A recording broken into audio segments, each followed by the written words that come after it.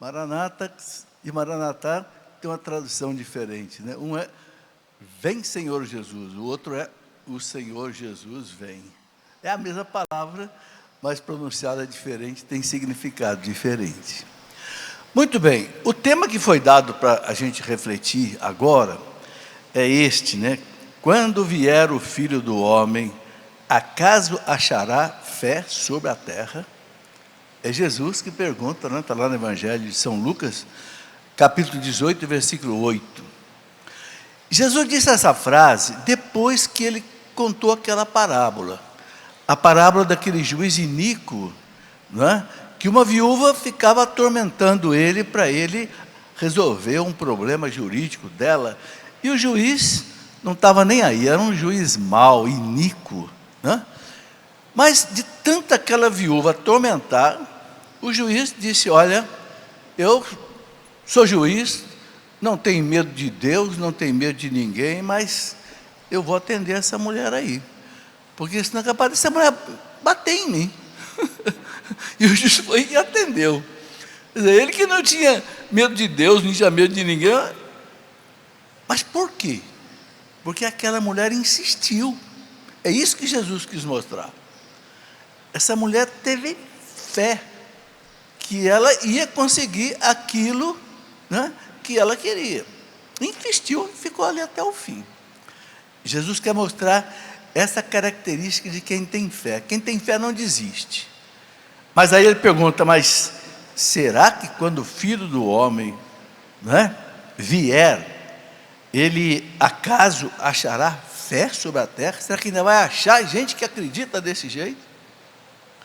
Bom, certamente vai, né? Certamente vai, porque Jesus disse que, né, a aprovação no final dos tempos seria muito grande, e que se a aprovação não fosse aliviada, até os eleitos se perderiam.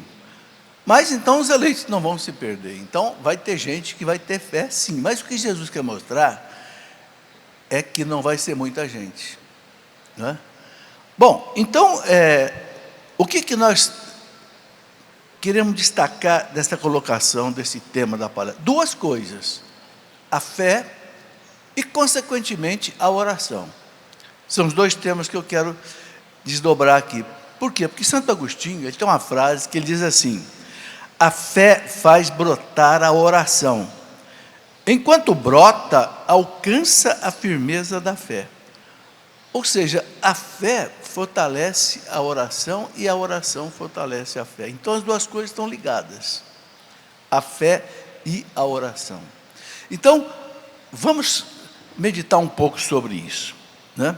São Paulo fala na segunda carta aos Tessalonicenses, no capítulo 2, versículo 3, São Paulo fala que antes de o Cristo voltar, haverá uma apostasia muito grande. Apostasia, o que é?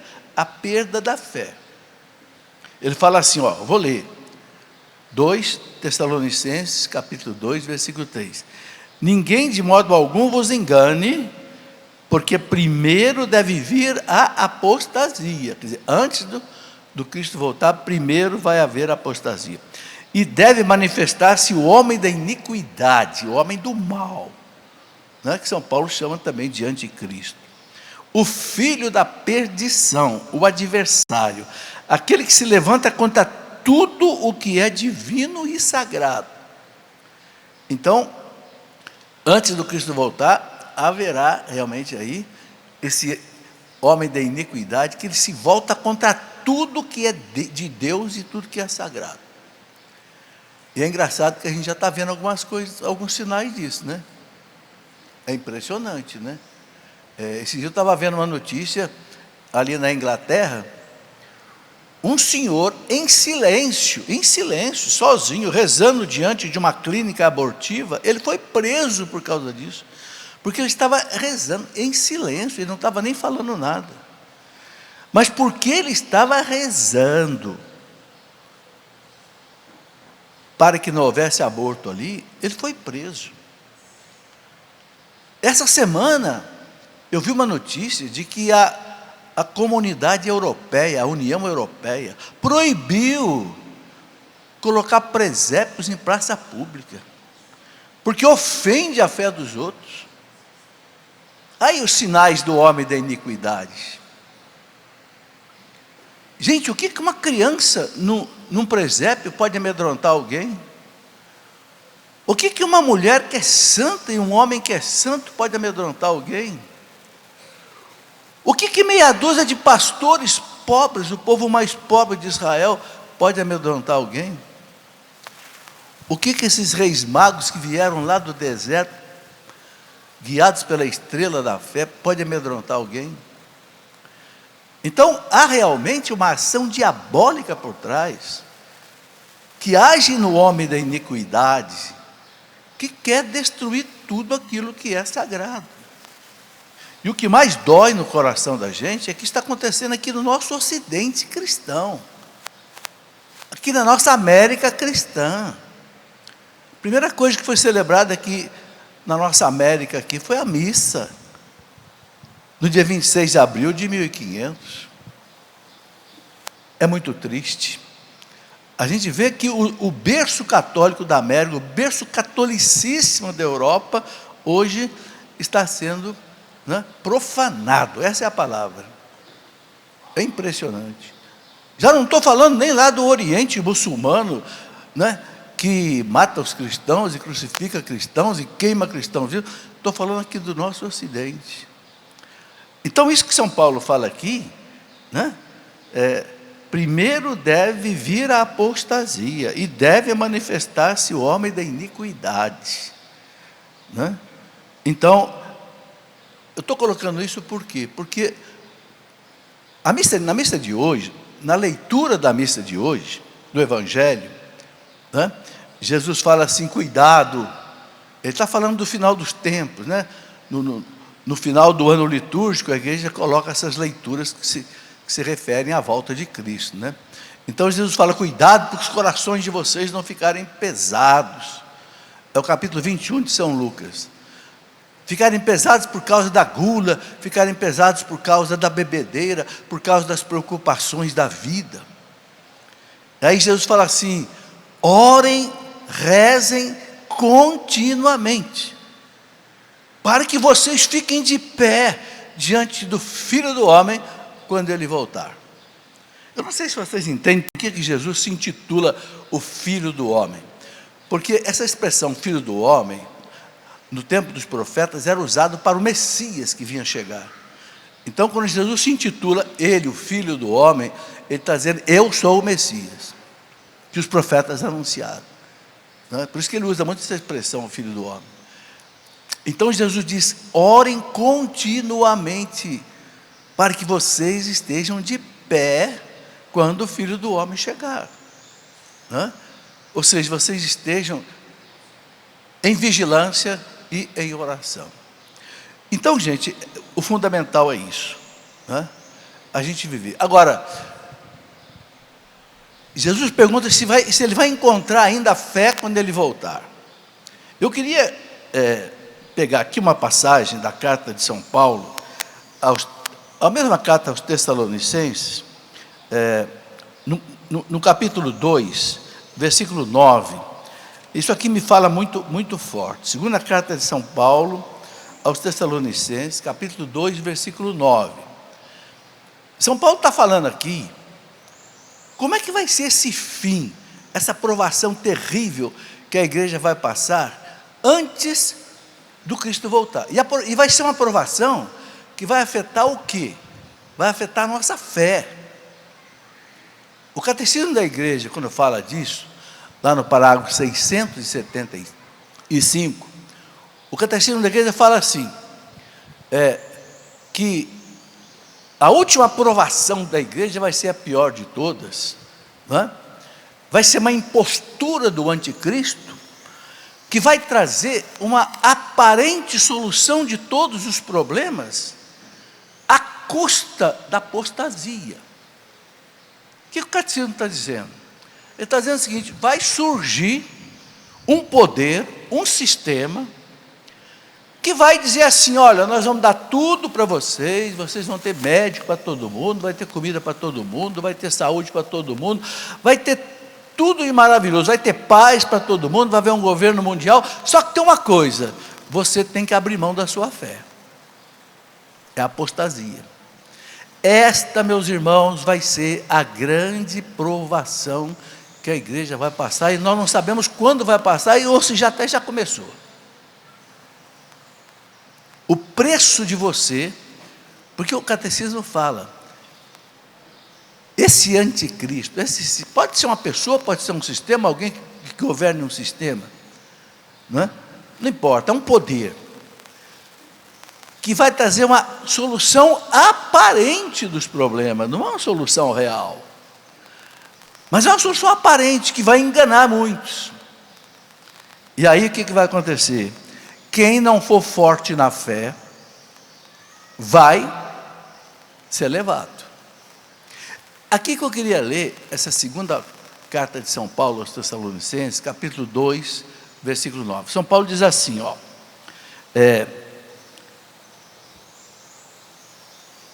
a manifestação do ímpio é o homem da iniquidade. Tem o pio, que é aquele que é piedoso, e tem o ímpio é o que não tem piedade, é o iníquo. Então ele fala, a manifestação do ímpio será acompanhada, graças ao poder de Satanás. Olha aí quem está por trás. Quem que está por trás de tudo isso? Satanás. Graças ao poder de toda a sorte de portentos. Ou seja, esse sistema, esse homem da iniquidade, vai fazer maravilhas. Portentos. Sinais e prodígios enganadores. Sinais e prodígios. Gente, a gente sabe que a grande tática do demônio não é colocar medo na gente, é enganar a gente. Como é que ele agiu lá no paraíso com Eva, com Adão? Ele não fez violência a Adão e Eva, de jeito nenhum. E nem apareceu feio para Adão e Eva, com chifre, cheirando enxofre. Não. Ele apareceu de maneira delicada para Eva, né? E ele quer o quê? Ele quer jogar Eva contra Deus. O quê? Esse Deus diz que vocês não podem comer dessa fruta, da árvore do bem e do mal? Esse Deus é muito maldoso. Esse Deus sabe que quando vocês comerem dessa fruta, seus olhos vão se abrir, e vocês vão ser como deuses. Desde quando uma criatura pode ser Deus? Mas enganou Eva.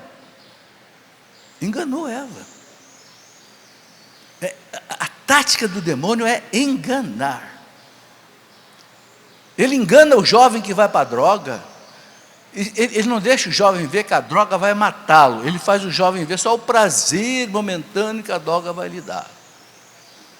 Ele engana o marido que trai a esposa no adultério. Ele faz o marido ver aquele prazer que ele vai ter com aquela amante naquela hora. Ele não deixa o marido ver que ele está destruindo a família dele, está destruindo a vida dele. É como o pescador faz com o peixe. Pega um anzol feio toda a vida, mas ele encapa com uma isca muito saborosa para o peixe. E o peixe vai, pau. Ele não sabe que tem um anzol lá dentro, senão não pegaria. É isso que o demônio faz. Então São Paulo está dizendo aqui, pelo poder de Satanás, de toda sorte de portentos, sinais e prodígios, enganadores, guarda essa palavra.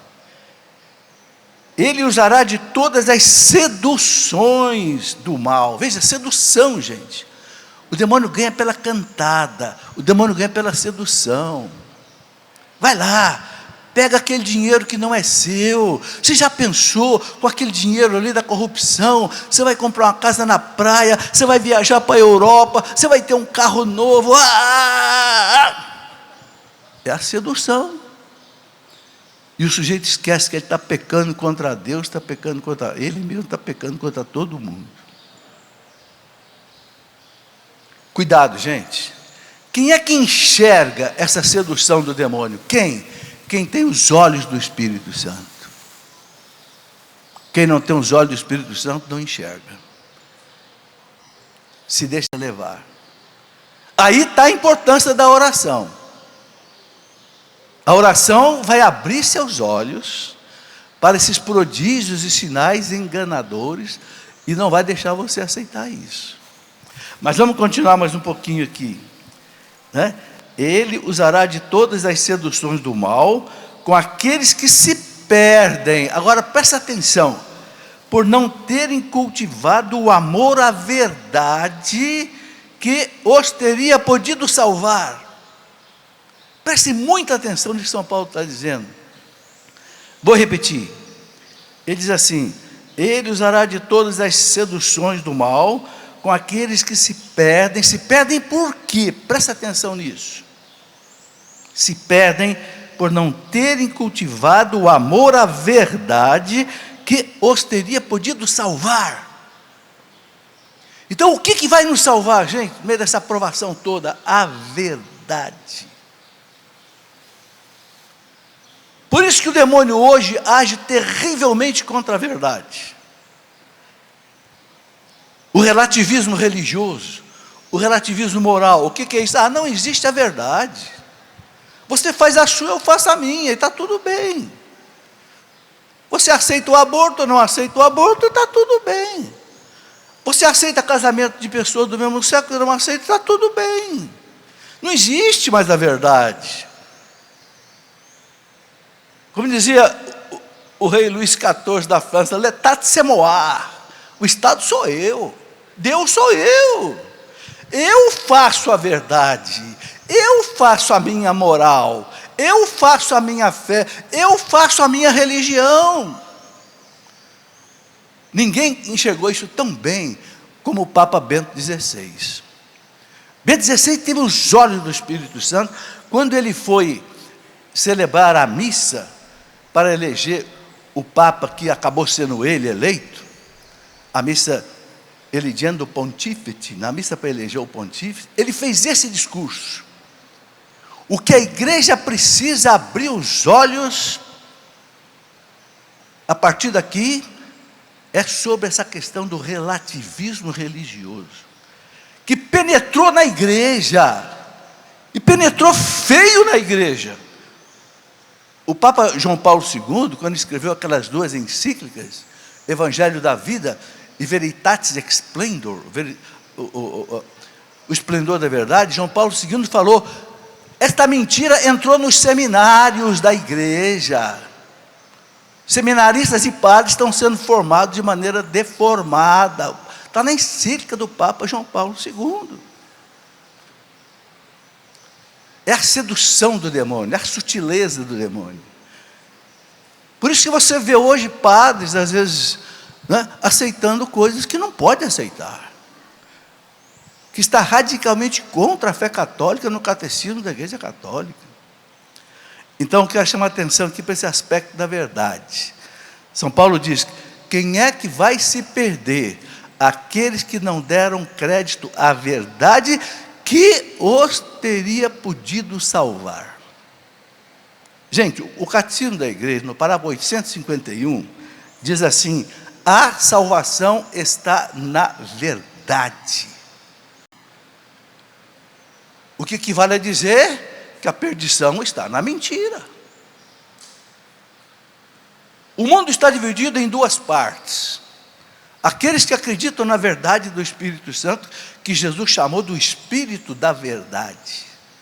Quando vier o Espírito da verdade, ensinar-vos-á toda a verdade. Do outro lado, ele diz quem é o pai da mentira. É o demônio. Ele é o pai da mentira. Gente, o que é o pai? O pai é aquele que gera. Quem gera toda a mentira é o demônio. Ele é o pai da mentira. Jesus fala, quando ele mente, ele fala daquilo que lhe é próprio, é ontológico nele, faz parte do seu ser. Assim como faz parte do Espírito Santo ser a verdade, faz parte do demônio ser mentira. Por isso nós temos que tomar muito cuidado com mentira. Mentira grande e mentira pequena. Quando você aceita a mentira, você está aceitando fazer o jogo de Satanás. E começa em mentiras pequenas, e depois as mentiras vão crescendo. E a pessoa vai acostumando a mentir, daqui a pouco ela começa a acreditar na mentira dela como se fosse verdade. Aliás, não é a grande tática dos propagandistas, das ideologias, como o nazismo, o seu Goebbels? Mente, e o povo acaba acreditando que é verdade. E aqui no nosso Brasil nós assistimos isso também. Mente. E o povo acaba pensando, achando que é verdade. A coisa vai entrando homeopaticamente, gota a gota, até embriagar o sujeito. Aquela experiência daquele cientista Pavlov, né? Que pegou o sapo, colocou o sapo na água fria, o sapo saiu. Só que aí ele foi esquentando a água devagarinho. Quando colocou o sapo numa água quente, o sapo pulou. Mas colocou o sapo na água quente, foi esquentando devagarinho. O sapo morreu queimado, não pulou fora porque acostumou com a água quente. Cuidado para não ir acostumando com a mentira. Cuidado para não ir acostumando.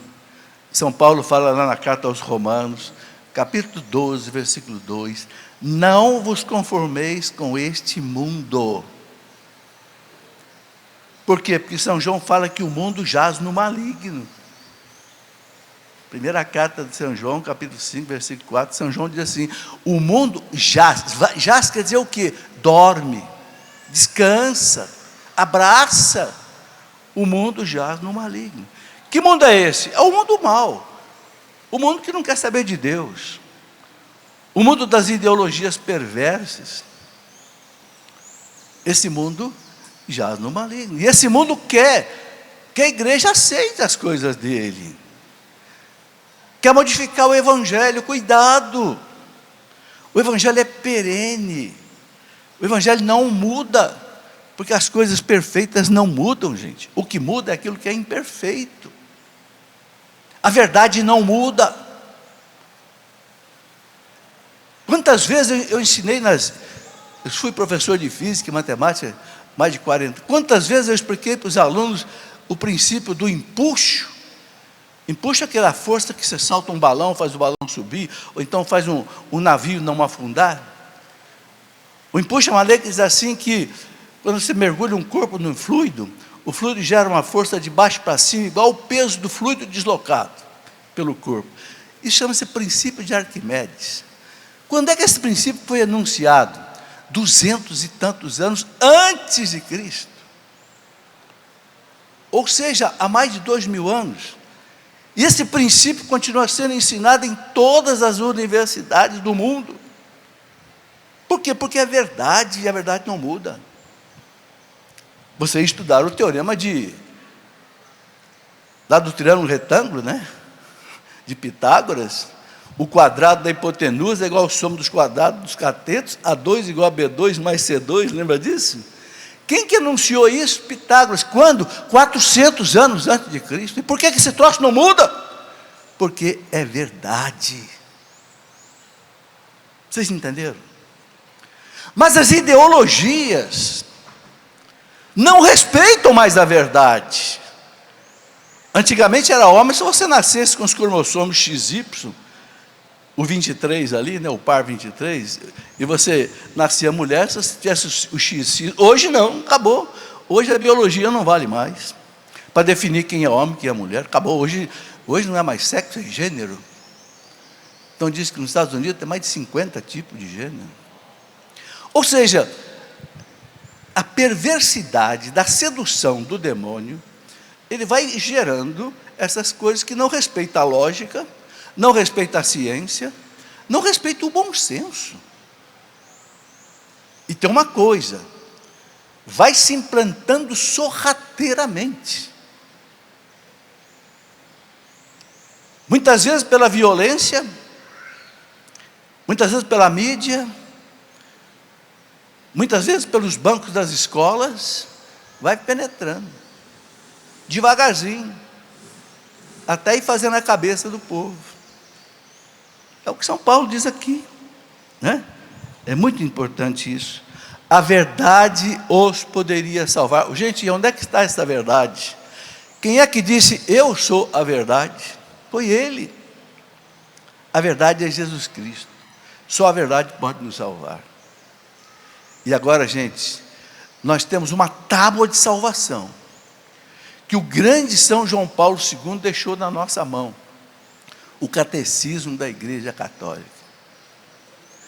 Como eu dou graças a Deus por esse homem ter deixado o Catecismo da Igreja Católica. Porque ele deixou para nós o dicionário da verdade, em termos de moral, em termos de doutrina, em termos de espiritualidade. Ele deixou. E é tão bonito, né, que quando ele aprovou o Catecismo da Igreja Católica, ele disse, este é o texto de referência da fé católica. Texto de referência. E ele fala, se você quiser saber o que a Igreja Católica ensina, está aqui. Então, meus irmãos, se vocês não quiserem ser enganados, nem pelos homens, nem pelos demônios, não descole do Catecismo da Igreja Católica. Desde que eu conheci esse catecismo, em 1992, já estamos aí com mais de 30 anos, né? 31 anos. Eu nunca mais eu descolei desse catecismo. Nunca mais eu escrevi um livro, nunca mais eu fiz uma palestra, nunca mais eu fiz uma pregação, qualquer coisa, sem primeiro eu consultar o catecismo daquilo que eu ia falar. Por quê? Porque eu não quero me enganar e eu não quero enganar os outros. Porque enganar os outros é pecado. Na universidade, se você ensinar errado, é crime. Eu fui diretor de faculdade muitos anos. Quando eu pegava um professor incompetente ensinando errado, eu mandava embora. Porque é crime. Você pagar alguém para ensinar o aluno a ciência, ele ensinar errado. É incompetente, é negligente, é displicente. Não pode. E na igreja? Ah, na igreja pode. Aí cada um parece que ensina o que quer. Não, não é assim não. A igreja não é a casa da bagunça, não. Nós temos um catecismo, aprovado pelo Papa João Paulo II, e todos os bispos do mundo no tempo dele. Por quê? Porque o Papa mandou, antes de ele aprovar o catecismo, ele mandou para todos os bispos do mundo opinarem, e darem sugestão. Os bispos deram sugestões, e ele fechou e aprovou o catecismo. Então, o que diz o Papa João Paulo II, é fruto da colegialidade da igreja. Fala-se tanto em sinodalidade, né, que a igreja caminhar com todos. O catecismo da Igreja Católica foi feito na maior sinodalidade que eu já vi na história da igreja. Mais de, acho que 4.000 bispos participaram, opinaram no catecismo da Igreja Católica. Gente, eu trabalho com esse catecismo há 30 anos. Vou contar uma coisa interessante para vocês. Quando o catecismo foi aprovado em 92, o senhor Jonas ligou para mim. Eu moro na cidade de Lorena. Felipe, eu queria que você desse uma aula sobre o catecismo da Igreja Católica todo dia, de meia hora, depois do terço, que é de 6 até 6:30. Eu digo, mas padre, todo dia? Ele disse, padre, eu não tenho condição de ir à cachoeira todo dia. Lorena é aqui a uns 15, 20 quilômetros, porque eu sou professor aqui de Lorena, hoje o campo da USP, e eu era diretor do campus na época. Ele disse, não tem problema, que o padre João tinha uma coisa, que ele queria botar um negócio na cabeça e ele não recuava. Não tem problema, eu vou colocar um gravador na sua casa, e você vai gravar meia hora todo dia, e nós vamos passar aqui. E eu gravei 360 programas. De vez em quando saiu o latido de uma cachorrinha lá da minha filha, saía na gravação. Aí, pô, pessoal, mas o que é esse cachorrinho? Porque eu não tenho estúdio, eu gravava lá numa sala lá. A cachorrinha, aquele latido ardido dela, pega no microfone. Gravava no MP3, que as fitinhas pequenininhas, acho que o padre Roy lembra daquilo. Gente, eu gravei. Quando acabou, a rádio, não tinha televisão ainda, hein? Quando acabou de passar, o padre Jonas falou para a rádio: passe tudo de novo. Ele mandou repetir. Gente, eu dei o catecismo de capa a capa, de ponta a ponta. O padre mandou a rádio. Quando a rádio fez pela segunda vez, chegou a televisão. Aí o padre disse: agora você vai fazer a mesma coisa na televisão. E lá fui eu gravar de novo tudo, aí já na televisão. Aquelas fitas VHS grandona. Lembra, padre? Aquelas fitas VHS que não existe mais hoje, né? Gravei tudo de novo. Quando fui em 94, o catecismo foi aprovado em 92. Quando foi em 94, o padre me chamou e disse: agora você vai dar aula para os meus meninos lá em Queluz. Eram os pré-discípulos que estavam se preparando para se consagrar. Aí fui dar aula lá sobre o catecismo, lá em Queluz. Gente, o ano que vem completa 30 anos que eu estou dando aula. Esse ano dei aula o ano inteiro do catecismo para os meninos que estão se formando. Agora tem duas casas, tem Lavrinhas e tem Queluz. Antes era só Queluz. Vocês estão vendo a importância que o senhor Jonas deu para o catecismo? Ele me pegou pela orelha e disse: você vai fazer isso. E eu fui, claro, eu senti a importância. Tanto é que eu falo para os meninos lá da Canção Nova, lá em Lavrinhas, em que eu falo: esta atividade que eu faço aqui com vocês, uma vez, um dia que eu passo aqui, é a atividade mais importante que eu faço na minha vida. Por quê? Porque vocês vão sair daqui, vocês vão para frente da rádio, da televisão, do microfone, das palestras, das casas de missões, e vocês não podem ensinar nada de errado. Porque vocês ensinar errado é pecado, é crime. E por isso que faz 30 anos que eu faço esse trabalho. De dar o catecismo. Eu faço o catecismo entrar no sangue deles. Eu tenho certeza que quem sai dali de Lavrinha, depois de um ano de aula comigo, sai com o catecismo no sangue. Por quê? Por causa disso aqui que São Paulo está dizendo. É a verdade que vai salvar. Se você não quiser ser enganado, conheça o catecismo da Igreja Católica. Você vai ter os olhos do Espírito Santo. Porque, gente, invocar o Espírito Santo não é só você se fazer silêncio, meditar e deixar que a luz dele desça em nós. Isso também. Mas o Espírito Santo guiou a igreja 2000 anos. E esses 2000 anos estão escritos nos documentos da igreja. Parece que tem alguns carismáticos que querem ter aula particular com o Espírito Santo, quer que o Espírito Santo ensine só para ele. Não! O Espírito Santo já ensinou para a igreja, pela Bíblia, pelo catecismo, pelas encíclicas dos grandes papas, pelos ensinamentos dos santos.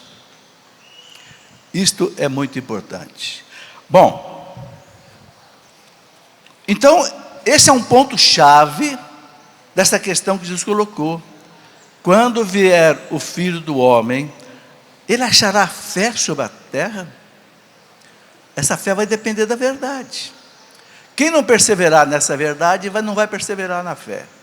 Agora tem uma coisa muito importante, gente. Para perseverar na fé, você tem que perseverar na oração. Porque, como diz, vou repetir a frase de Santo Agostinho: a fé faz brotar a oração. Enquanto brota, alcança a firmeza da fé. Está certo? Então, a fé faz brotar a oração, mas a oração faz brotar a fé. Então, não vai, sem oração não vai. Tem um livro maravilhoso, eu recomendo muito, sobretudo para os padres, né? A Alma de Todo o Apostolado. É de um monge francês que já morreu, né? Jean-Baptiste Chotard. O Dom Chotard escreveu um livro, né? Que ele chamou de esse nome, né? A alma de todo o apostolado. A alma de todo o apostolado é a oração. Muito trabalho da igreja não dá fruto. Muitas vezes fazem grandes planejamentos, reuniões e reuniões e reuniões, e depois não dá fruto. Por quê? Não teve oração. Eu queria ler para vocês. Hoje tem um padre da Canção Nova, padre Valdinei. Ele mandou para mim um texto hoje, que eu queria ler um pedacinho para vocês. Deixa eu ver se eu acho aqui no meu celular, que está aqui no meu celular, ele mandou pelo WhatsApp. Está aqui. Ele mandou um texto sobre o evangelho de hoje, esse evangelho que Jesus fala, né? Orem sem cessar para vocês estarem de pé quando o Filho do Homem chegar. Ou seja, quando Deus te chamar para a eternidade, na morte, então quando Cristo voltar. E aí, é um texto muito bonito, de São João Maria Vianney. Todo mundo conhece o São João Maria Vianney, o cura d'Ars, o fantástico cura d'Ars, né? Olha o que ele diz assim, é um dos sermões dele, é o sermão para o 5º domingo depois da Páscoa.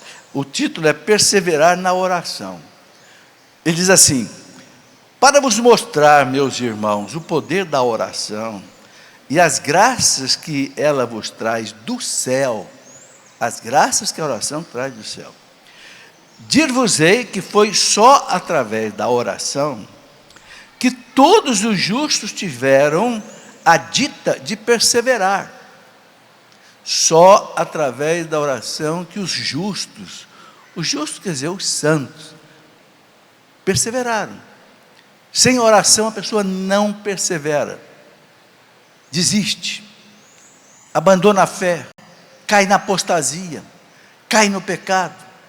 Aí ele continua: a oração é para a nossa alma o que a chuva é para a terra. Uma comparação maravilhosa. A oração é para a nossa alma o que a chuva é para a terra. Aí ele fala assim, trabalhai a terra quanto quiserdes, se não houver chuva, tudo o que fizerdes será em vão. É verdade. Você pode pegar o terreno mais maravilhoso que for, arar esse terreno, gradear esse terreno, jogar a melhor semente que você tiver ali, se não chover, não nasce. Olha que comparação bonita. O que a oração é para a alma, é o que a chuva é para esse terreno. Perfeito, né?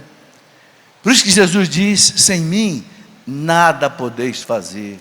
Nós somos teimosos, gente. Nós somos teimosos. Nós somos orgulhosos, porque nós queremos fazer as coisas sem Deus, e aí a gente quebra a cara. O mestre não disse: sem mim nada podeis fazer? Nada é nada. Eu não vou saber educar meu filho sem Deus, eu não vou saber ser um bom marido sem Deus, eu não vou saber ser um bom patrão sem Deus, eu não vou saber ser um bom trabalhador sem Deus, eu não vou ser um bom advogado, médico, juiz sem Deus, não vou saber. Sabe, gente, aceitar isso, aceitar que nós não podemos nada sem Deus, é ser humilde. Mas a gente é vaidoso. Nós somos orgulhosos. Não, eu sei, eu posso, eu faço. Se tudo que a gente fizesse na vida, a gente colocasse Deus primeiro, tudo sairia muito melhor. Não tenha dúvida. De manhã, eu faço uma meditação todo dia, pelas minhas redes sociais, do Evangelho do dia. É rapidinho, 10, 15 minutos. Eu quero avisar que isso aqui não é caipirinha não, viu, padre? Isso aqui é água com limão, por causa da minha garganta. Pode o pessoal ver aí uma água meio turva aqui. Não é caipirinha não, é água com limão para limpa a garganta, limpa as cordas vocais. Mas então, eu faço essa live de 10, 15 minutos. Mas quando eu era menino, olha que coisa bonita, gente. Como é importante a catequese, né? Quando eu era menino mesmo, eu tinha o quê? 10 anos de idade, que eu entrei no colégio São Joaquim de Lorena, para cursar lá o primeiro ano do ginásio, antigamente chamava ginásio, né?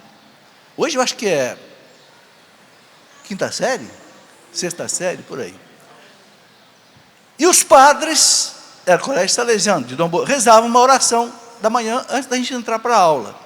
E a oração era essa: meu Deus, eu vos adoro e vos amo com todo o meu coração nesta manhã. Agradeço-vos por me ter criado, redimido no sangue de Jesus e feito-me cristão pelo batismo.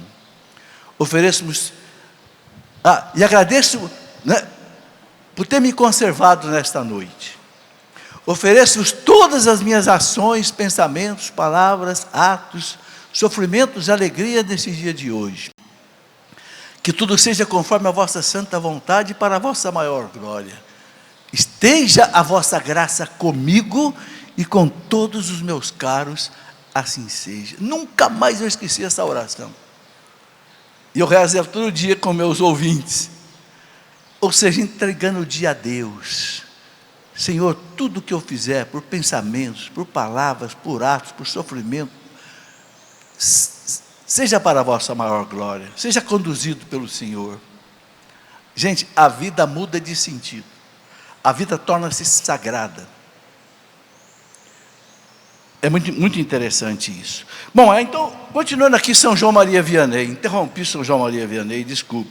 Ele continua dizendo assim, que a oração é para a alma o que a chuva é para a terra. Trabalhai a terra quanto quiserdes, se não houver chuva, tudo o que fizerdes será em vão. Do mesmo modo, fazei boas obras, quanto quiserdes, se não rezardes frequentemente, e como deveis, não vos salvareis. Pode fazer boa obra à vontade, mas se você não rezar, não vos salvareis. Porque a oração abre os olhos da nossa alma, fala sentir a grandeza de sua miséria. Gente, quando você reza, você sente a sua miséria, você sente o seu nada. Aí ele fala assim, a necessidade de recorrer a Deus. Então a oração faz você sentir a sua miséria e faz você ter necessidade de recorrer a Deus. E fala temer a sua fraqueza, faz você ter medo da sua fraqueza. Então você reza, então você se recomenda a Deus. Os cristãos confiam em Deus para tudo, e nada em si próprios. Sim, meus irmãos, foi pela oração que todos os justos perseveraram. Meus irmãos, percebemos por experiência, que assim que negligenciamos a nossa oração, perdemos imediatamente o gosto pelas coisas do céu. Que coisa importante que ele está dizendo aqui. Quando você abandona a oração, você perde o gosto pelas coisas do céu, e você começa a ter gosto pelas coisas da terra. O prazer, o poder, o sexo, não sei o quê. Aí você entra para o mundo do pecado. Gente, é um santo que viveu isso e que está dizendo que a experiência mostrou. Eu até vou ler de novo. Quando negligenciamos a nossa oração, perdemos imediatamente o gosto pelas coisas do céu. Só pensamos na terra. E se retomamos a oração, sentimos regressar o pensamento e o desejo das coisas do céu. Sim, meus irmãos, se tivermos a dita de estar na graça de Deus, ou recorrermos à oração, ou podemos ter a certeza de não perseveraremos muito tempo no caminho do céu. Você só persevera no caminho do céu se você mantiver uma vida de oração. Aí, gente, a oração vai então fortalecer a nossa fé. Eis a questão. Fortalece a nossa fé. Então eu queria agora falar um pouquinho também dessa fé, né? São Paulo fala, na carta aos Romanos, capítulo 1, versículo 17, São Paulo fala, o justo vive pela fé. O justo é o homem de Deus, é a pessoa que busca Deus, vive pela fé. E a carta aos Hebreus, naquele capítulo 11, maravilhoso, que fala sobre a fé, né? O capítulo 11 diz assim, que fé é você acreditar naquilo que você não está vendo, né? Tomar posse daquilo que você não pôs a mão ainda. E aí a carta dos Hebreus fala, sem fé é impossível agradar a Deus. Claro, sem fé ninguém vai agradar a Deus, porque a fé não é ciência. A ciência não precisa de fé. A ciência, você vai no laboratório, você pesa, você mede, você faz a reação química e você vê o que vai acontecer. Ciência não é fé. A ciência nasce da pesquisa, a fé vem do céu. A fé é revelação de Deus. Então nós não entendemos. Ninguém vai entender o mistério da Santíssima Trindade. Claro que não vai. Mas por que eu acredito? Porque Deus revelou. Foi Jesus que revelou o mistério da Santíssima Trindade, que no Antigo Testamento eles não conheciam, porque o povo não estava apto ainda para receber essa revelação. Então Jesus falou do Pai, falou dele como Filho, e falou do Espírito Santo, que ele ia enviar o Espírito da verdade. Então eu creio no mistério maior da nossa fé. Eu creio que aquela hóstia consagrada pelo sacerdote mais simples da igreja, eu creio que aquela hóstia ali é Jesus. Corpo, sangue, alma e divindade. É Jesus. Eu creio. Por quê? Porque eu sinto? Porque eu entendo? Não. Eu comungo desde os meus 8 anos de idade, quando eu fiz a primeira comunhão, e eu nunca senti nada diferente. Eu sinto um gosto de trigo na minha boca, mas eu sei que não é trigo mais. Eu sei que é Jesus que está vindo a mim. Isso é fé. Fé não tem explicação. E para você ter fé, você tem que ser humilde. O orgulhoso não tem fé, porque ele não acredita. Ah, não é possível. Se eu não entender, eu não acredito. Se eu não entender, eu não acredito. Espera aí. Eu teria tanta pergunta para fazer para uma pessoa dessa. Você entende como é que eu falo aqui nesse microfone? Daqui sai uma onda eletromagnética que vai para o satélite, o satélite desce até na sua casa, no seu celular, no seu telefone. Você entende como é que é isso? Ah, não entendo, mas você acredita? Ah, acredito. Você está vendo a onda eletromagnética? Não estou. Você sente? Não sente. Mas por que você acredita? Ah, porque os cientistas disseram que é assim. Ah, meu amigo, você acredita no cientista e não acredita em Deus? Essa é a pergunta que nós temos que fazer. Você tomou café de manhã hoje, você tem certeza que o padeiro não envenenou o pão que você... Ah, sei. Ah, então você acredita no padeiro e não acredita em Deus? Quem não acredita em Deus é porque é vaidoso, é porque é orgulhoso, é arrogante. Não se curva diante de Deus. Por isso que Jesus disse aquela frase: bem-aventurados os pobres de espírito, porque deles é o reino dos céus. A palavra pobre de espírito no hebraico é anavim. Anavim no hebraico quer dizer o seguinte: aquele que se curva. Você entendeu? Aquele que é humilde. Então ele aceita Deus. Sem fé é impossível agradar a Deus. Sem fé você não vai aceitar a confissão, sem fé você não vai aceitar a Eucaristia, sem fé você não vai aceitar a unção dos enfermos, você não vai aceitar nada daquilo que Deus ensina. Então, a oração dá esta força para a gente acreditar na fé. Agora, gente, Jesus falou muito sobre a fé, né? Ele não fazia milagre onde não tinha fé. A tua fé te salvou. A tua fé te salvou. Quantas vezes Jesus disse isso? Né? Que coisa maravilhosa, aquele ceguinho, quando ele estava entrando em Jericó, em caminho para Jerusalém, onde ele ia ser crucificado, aquele ceguinho, na beirada do caminho, berrava: Jesus, filho de Davi, tem piedade de mim. Jesus sentiu nessas palavras do ceguinho a fé. Primeiro ele chamando Jesus de filho de Davi, porque para os profetas o Messias era o filho de Davi.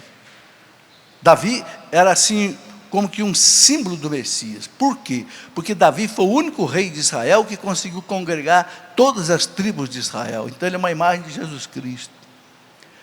Então o ceguinho berrava, e o povo: cala a boca, fica quieto, está incomodando o mestre, está atrapalhando. E quanto mais o povo mandava ele ficar quieto, mais o homem berrava. Interessante que Jesus deixou ele berrar bastante. Às vezes Jesus deixa você berrar bastante, para ver se você não cansa de berrar. Santo Agostinho dizia assim: enquanto você não ferir os ouvidos de Deus, Deus não te atende. Se você ficar no ouvido de Deus, mimimi, mimimi, mimimi, Deus fala, isso aí. Mas quando você berra no ouvido de Deus, aí Deus atende. Jesus chamou aquele ceguinho. Mas engraçado, faz aquela pergunta para o ceguinho: o que você quer? Mas lógico que ele queria ser ele queria enxergar, né? Senhor, que eu veja de novo. Engraçado, né? Ele já chegou a enxergar, que eu veja de novo. E Jesus disse: vai, está curado, tua fé te salvou. E está cheio de exemplos, né? Então, Jesus exige a fé, não é? Agora, gente, uma coisa que a gente tem que entender, que a fé não é só para a gente conquistar de Deus as coisas que a gente quer, não. A gente reza, não é para Deus fazer a nossa vontade, a gente reza para a gente fazer a vontade de Deus. Presta atenção nisso.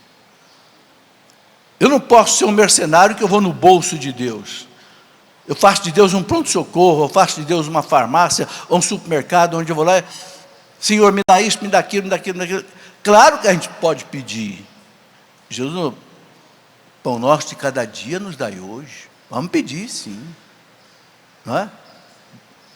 Mas, primeiro, seja feita a vossa vontade, assim na terra como no céu.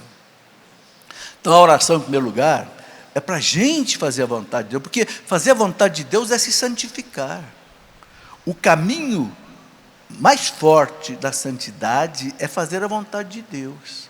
Então a gente reza para isso, não é? É muito importante, então, esse conceito. Então, muitas vezes, a gente vai rezar e Deus não vai atender. E aí que você tem que manter a sua fé. Eu vou dar um exemplo aqui. É o próprio São Paulo, na segunda carta aos Coríntios, capítulo 12, versículo 7. São Paulo diz assim: para que eu não caísse no perigo da vaidade, olha, presta bem atenção, foi-me dado um espinho na carne, é como um anjo de Satanás a me esbofetear. Pedi 3 vezes ao Senhor que me livrasse dele, e o Senhor não livrou. Disse-me apenas: basta-te a minha graça. Aguenta firme. Não vou tirar esse espinho daí. Mas São Paulo fala por quê? Para que eu não caísse no perigo da vaidade. Ora, gente, São Paulo teve visão, encontrou Cristo no caminho do Calvário, de Damasco. Paulo diz que esteve no 3º céu.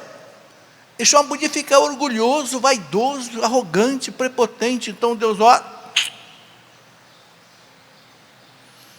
para que eu não caísse no perigo da vaidade. Mas Paulo não desanimou por causa disso. Paulo não deixou de cumprir a missão dele. Paulo não deixou de rezar. Paulo aceitou. Ele entendeu que aquele espinho na carne fazia parte da salvação dele. Ele que fala isso, é só você olhar ali. Então pode ser que também que na sua vida haja um espinho na carne. Eu já tive muitos, e ainda tenho. Louvado seja Deus. Louvado seja Deus. Quando eu tinha 25 anos de idade, eu comecei a ficar cego. Comecei a perder a vista, perder a visão. Eu estava no auge da minha carreira, já era professor contratado por uma universidade em Itajubá, Unifem, casado com já um filho, me sentia o reizinho, Deus do mundo. Daqui a pouco a vista começou a sumir. Eu vou no médico, o médico diz: você está com ceratrocônia, deformação da córnea, você tem que botar correndo lentes de contato. E para encurtar a história, a partir daí eu fiz 4 transplantes de córnea. Fiz 2, perdi, fiz mais 2 de novo, depois fiz mais 2 cirurgias de catarata. Estou aqui enxergando, e estou aqui pregando, e nunca deixei de cumprir a missão que Deus me deu. Mas foi um espinho na carne. E a gente tem esses espinhos na carne. O que importa é você não perder a fé na hora que você sente o espinho na sua carne. Aí é a hora que muita gente blasfema, muita gente perde a fé. Não! A Bíblia está cheia de passagens que falam disso. Você vê lá no Eclesiástico 2, diz assim, não é? Aceita tudo que te acontecer. São Paulo, tudo concorre para o bem daqueles que amam a Deus. Tudo concorre para o bem daqueles que amam a Deus. Eu não sei porque que está acontecendo comigo, mas Deus sabe. Então amém, aleluia.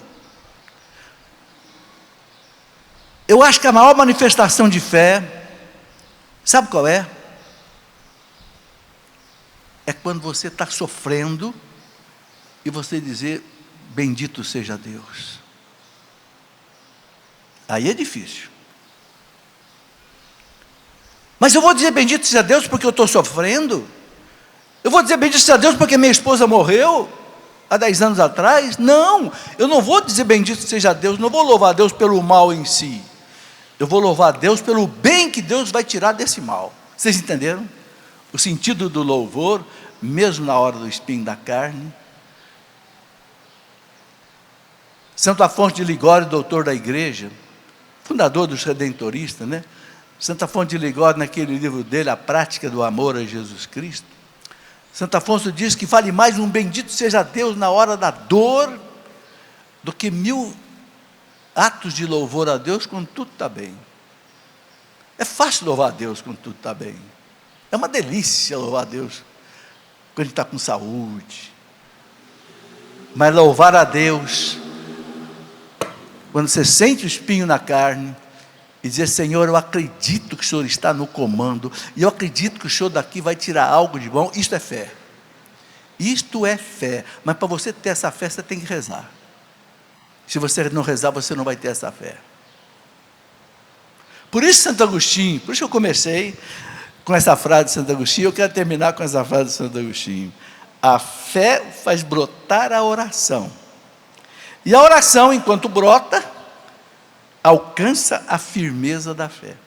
Fé e oração. Esses dois, esse binômio, né, que ajuda a gente a crescer. Gente, tem muitos e mais coisas na Bíblia que a gente podia ficar desdobrando aqui a tarde inteira, mas eu acho que basta isso. Deus seja louvado.